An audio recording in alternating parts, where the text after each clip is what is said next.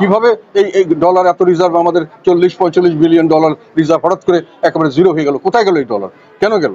এবং তার ফলে যে জনগণের কষ্ট, প্রতিদিন জিনিসপত্রের দাম বাড়ছে, এবং যেহেতু ইম্পোর্ট কমানোর চেষ্টা করা হচ্ছে, যেহেতু ইম্পোর্ট অনেক সময় করতেই পারছে না সরকার, টাকাই নেই, অনেক মিল ইন্ডাস্ট্রি পথে পথে ঘুরছে টাকার অভাবে, কারণ মিল চালাতে পারছে না। আমার কাছে অনেকেই বলছে এখানে মানুষের যখন মিল ফ্যাক্টরি চলে না, তখন সাধারণতভাবে চাকরি হারায় মানুষ, বা চাকরির সুযোগ থাকে না।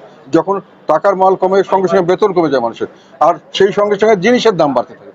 তো সেই কারণে মানুষের এই অসহনীয় একটা পরিবেশ থেকে মুক্তি চায়, কিন্তু আমরা সামনে কোনো মুক্তি দেখতে পাচ্ছি না। এখন বিদেশিরা IMF থেকে যে টাকা দিচ্ছে, এটা খুবই সামান্য।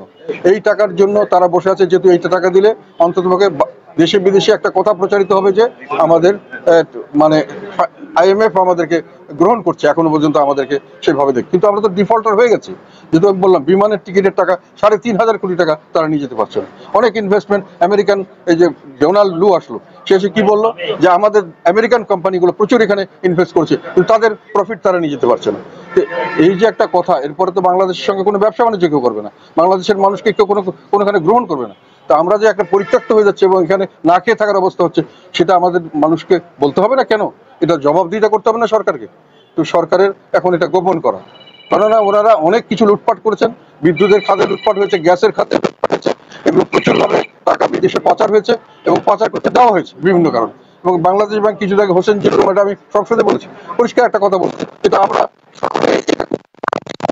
বাংলাদেশ ব্যাংক এবং সরকারি যে এই রেগুলেটরি বডিগুলো আছে, সেগুলো যে নিয়মগুলো করছেন সরকার, যেমন অর্থ মন্ত্রণালয়ের যে ব্যাংকিং শাখা নিয়মগুলো করছেন দুর্নীতিকে সহায়তা করার জন্য, এই ধরনেরই মনে হচ্ছে। তো এই পরিস্থিতি থেকে দেশ উদ্ধার চায়।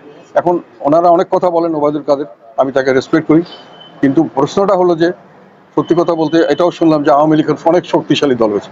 শক্তি হয়েছে এটা আমরা জানি, কিন্তু এটা কি দানবীয় শক্তি? এটা কি নাকি শুভ শক্তি?